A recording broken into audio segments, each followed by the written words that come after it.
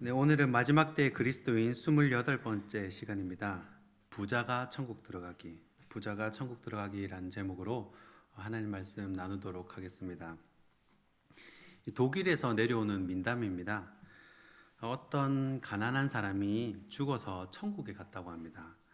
천국에 가니까 이제 천국문 입구에서 사람들이 이렇게 천국 들어가려고 줄을 쭉 서 있는데 자기 바로 앞 순서, 자기 바로 앞 차례에 살았을 때 굉장히 유명했던 부자가 딱 서 있는 겁니다. 그래서 이제 베드로가 천국 문을 열고 한 명씩 입장하라고 했습니다. 이제 한 명씩 들어가다가 이제 자기 앞에 있는 굉장히 유명했던 그 부자 차례가 돼서 천국 문을 통해서 천국으로 이제 입성을 하게 되었습니다.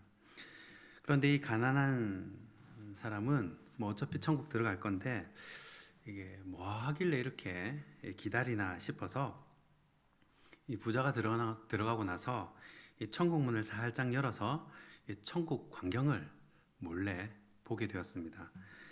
그랬더니 부자가 천국으로 들어가는데 뭐 굉장한 환영식이 벌어지는 겁니다.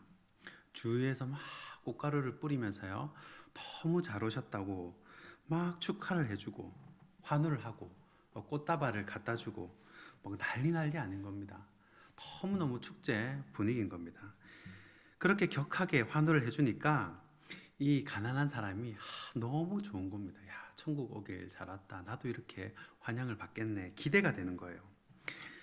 그리고 드디어 자기 차례가 돼서 베드로가 이름을 호명하고 이제 천국 문 안으로 들어가게 되었습니다. 그런데 딱 천국에 들어가는데 아까 전과 달리 너무 조용한 겁니다. 방금 부자가 천국 들어갈 때는 굉장히 사람들이 열렬히 환호를 하고 축하해주고 꽃다발 갖다주고 그렇게 좋아해줬으면서 자기가 들어오니까 그냥 지나가는 사람들이 그냥 반갑게 인사해주는 정도, 그게 단 거예요. 아무도 환영을 안 해주더라는 겁니다. 그러니까 이 가난한 사람이 참 세상에서 가난하게 산 것도 서러운데 은근히 서운한 마음이 들어서 이 베드로에게 이렇게 한마디를 했답니다. 아니, 아까 전에 부자가 들어올 때는 그렇게 환영식도 화려하게 해주고 축하도 해주면서 내가 들어올 때는 왜 다릅니까? 이 천국에서 부자와 이 가난한 사람도 차별합니까? 그렇게 막 이제 얘기를 한마디를 한 거예요. 그러니까 이 베드로가 이제 빙그레 웃으면서 이렇게 대답을 합니다. 집사님, 좀 이해를 해 주십시오. 이 천국에 가난한 사람들은 맨날 들어오는데 이 부자가 들어온 건 너무 오랜만이라 가지고 그렇게 환영을 한 겁니다. 라고 얘기를 했다고 합니다. 이 독일에서 내려온 이야기라고 하지만 굉장히 의미가 있다고 생각을 합니다. 오늘은 바로 이 돈 이야기입니다. 성경은 왜 부자, 돈 많은 사람은 천국에 들어가기가 힘들다고 하겠습니까? 그러면 뭐 돈 안 벌고, 그쵸? 백수로 살면 다 천국 가겠네요. 그런 식으로 따지면 뭐 우리나라 기초연금 받는 사람은 다 천국을 갈 수 있을 겁니다. 그렇죠? 그리고 부산역 앞에 사는 사람들, 노숙자들 다 천국 갈 수 있을 거 아닙니까? 분명히 이 말씀을 통해서 주님께서 주시는 메시지가 있다고 생각을 합니다. 돈이 많다고 지옥 보내는 하나님이라면 아브라함, 이삭, 야곱, 요셉, 다윗 다 해당이 되지 않겠습니까? 그런데 그게 아니라는 겁니다. 그렇다면 어떻게 부자도 천국에 갈 수가 있나? 부자 천국 들어가기 몇 가지로 살펴보겠습니다. 첫째는 주님을 의지하라입니다. 23절 말씀을 보시면요, 예수께서 둘러보시고 제자들에게 이르시되 재물이 있는 자는 하나님의 나라에 들어가기가 심히 어렵도다 하시니 라고 말씀합니다. 불가능하다라는 말은 아닌데 심히 어렵다라고 말씀을 하시는 거예요. 그 부자 청년, 이 오늘 본문 바로 앞 얘기가 바로 부자 청년 이야기죠. 영앤 리치맨, 그 부자 청년이 왔다 간 그 이야기입니다. 이 말씀에 재물이 있는 자, 여기 말씀 있죠. 재물이 있는 자. 재물 있으면 천국에 못 가나? 조금 이상하다 싶어서 이 재물이 있는 자를 원어를 보면요. 원어 그대로 직역을 하면 사실 재물이 있는 자라기보다는요. 재산을 믿고 있는 자라는 뜻입니다. 단순히 돈이 많다고 천국에 못 가는 것이 아니라 하나님이 아닌 자기가 모아둔 이 재산을 믿고 사는 사람이라는 의미가 된다는 말입니다. 내가 가진 재산으로 어깨에 힘이 들어가고 또 목소리가 커지고 쌓아둔 돈을 믿고 있는 자는 그런 사람이 하나님 나라에 들어가기 어렵다라는 말씀이라는 거예요. 예수님은 그 돈이 내 인생을 책임져 주지 못한다라고 말씀합니다. 누가복음 12장 16절부터 보시면 부자가 곡식을 쌓아둘 곳이 없으니까 이제 곡식 창고를 더 늘려야 되겠다 이렇게 생각을 합니다. 창고 지을 생각을 하죠. 그런데 누가복음 12장 20절에 뭐라고 말씀을 합니까? 어리석은 자여 오늘 밤에 내 영혼을 도로 찾으리니 그러면 내 준비한 것이 누구의 것이 되겠느냐 이렇게 말씀을 합니다. 이 사람은 자기가 번 돈을 다 써보지도 못하고 죽는 겁니다. 요는 뭐냐? 돈이 많아서 천국을 못 가는 것이 아니라 돈을 믿고 사는 사람, 하나님보다 돈을 더 의지하는 사람이 천국을 들어가기가 어렵다라는 그런 의미가 된다는 겁니다. 그러면 두 번째는 무엇이냐? 바로 재물을 나누라입니다.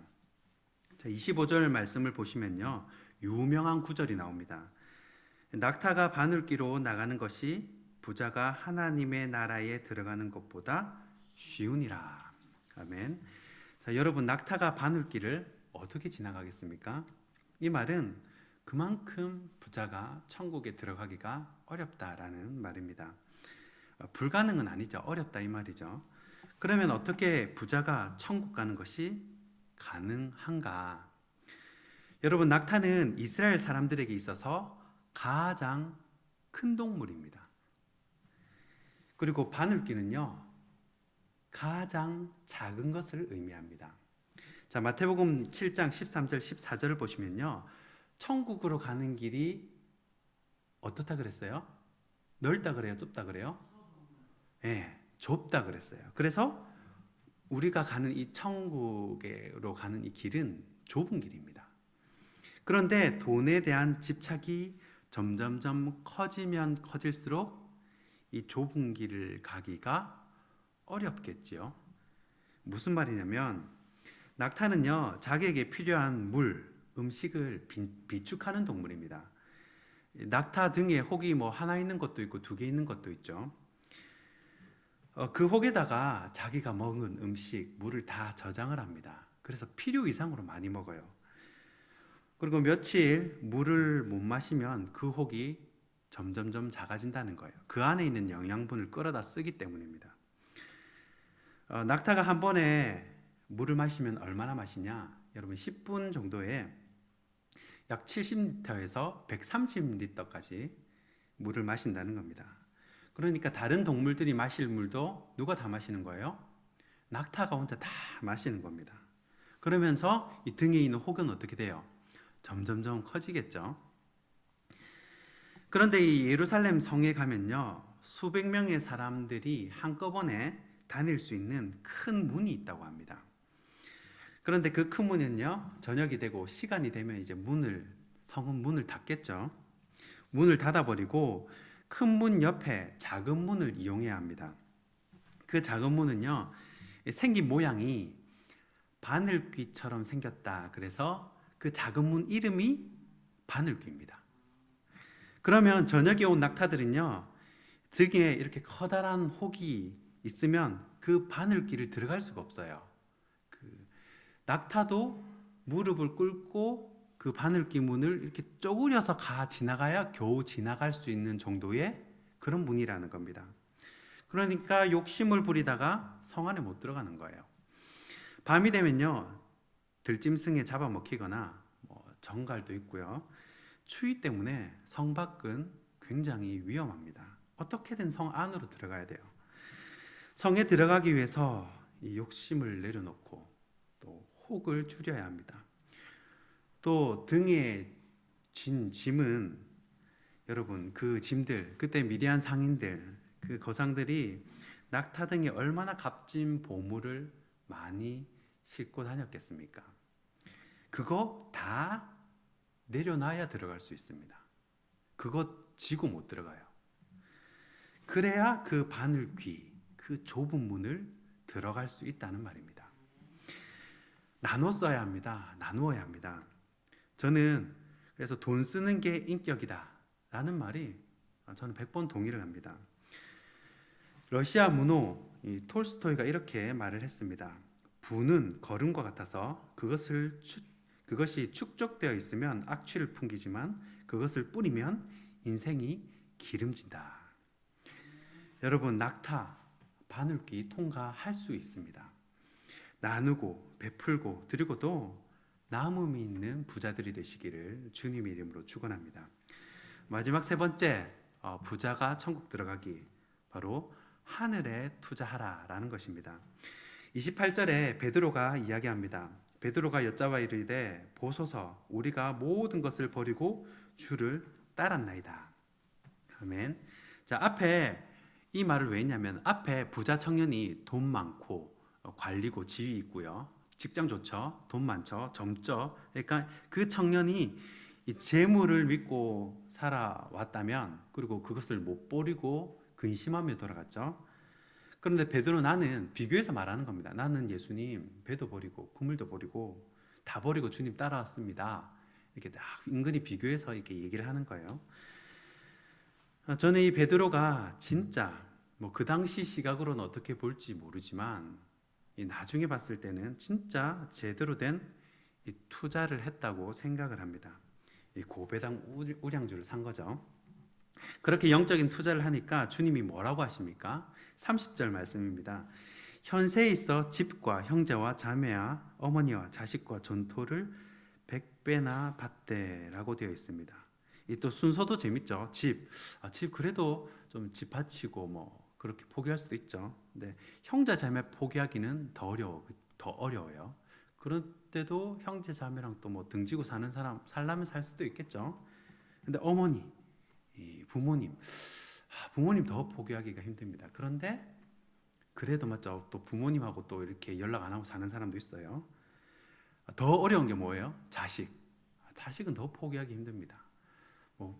그래도 뭐 인면수심에 자식하고 또 이렇게 안 보고 사는 사람이 있고 제일 포기하기가 어려운 게 전토, 이 땅, 재물은 포기하기 어렵다는 거예요. 이 순서도 이렇게 나열도 참 보면 재미가 있습니다. 자, 이렇게 100배나 받는다. 내세뿐만 아니라 현세에도 100배의 복을 받는다라고 말씀을 해주시는 거예요. 그런데 뒤에 나오는 이 박해를 겸하여 받고, 이 말이 조금 거슬립니다. 요 말만 싹 빠지면 맞죠? 참 좋겠는데 이 박해를 받는다는 말은요, 사복음서 중에 마가복음만, 이 오늘 본문에만 있는 구절인데 제 문맥상 조금 이상해서 이 번역사의 순서가 좀 문제가 있지 않나 생각이 들었습니다. 그래서 공동 번역 성경을 보니까요, 이 번역한 순서를 바꿔 넣었어요. 그러면 좀 문맥이 좀 맞아떨어집니다. 자, 어떻게 번역을 해놓았냐면요, 현세에서 박해도 받겠지만 집과 형제와 어머니와 자녀와 토지의 축복도 100배나 받을 것이며 내세에서도 영원한 생명을 얻을 것이다. 이렇게 번역을 해놓았습니다. 고난도 있겠지만 축복이 훨씬 크다는 말씀입니다. 여러분, 하늘에 투자하십시오. 대표적인 것이 11조겠죠. 11조는 일종의 신앙 고백이라고 할 수 있습니다. 하나님, 저는 이 돈 없어도 다 하나님 건데 이 돈 없어도 하나님께서 채우실 줄 믿습니다. 라는 자신의 신앙 고백이라는 겁니다. 그래서 11조도 말라기서에 나오는 이 축복의 약속이 있는 계명입니다. 또 한 사람, 예를 들면 사도행전 16장에 나오는 자색장사, 자주장사 루디아입니다.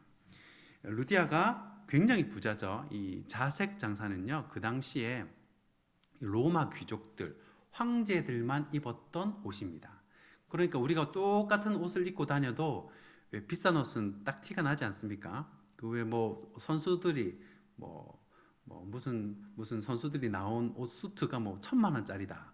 뭐라는 맥그리거가 입고 나온 옷이 1,000만 원짜리다. 그런 얘기를 들었어요. 그런 비싼 옷을 취급하던 사람이 자주장사 루디아입니다. 굉장히 부자겠죠.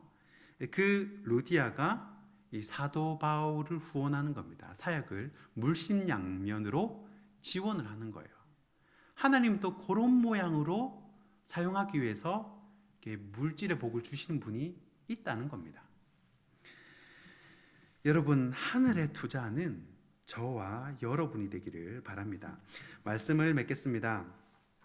이 마태복음 13장에 보면요, 씨 뿌리는 비유가 나옵니다. 13장 22절에 보면요, 결실하지 못하는 이유가 나오는데 바로 세상의 염려와 재물의 유혹입니다. 세상의 염려, 재물의 유혹, 이 두 개 때문에 열매를 못 맺는 거예요. 이 재물은요, 믿음을 뺏어갈 정도로 여러분 큰 유혹이 될 수도 있습니다. 이 자리에 계신 저와 여러분 모두가 이 바늘길을 통과하는 100배의 결실을 맺는 재물이 아니라 하나님을 의지하는 부자들이 되시기를 주님의 이름으로 축복합니다. 기도하겠습니다.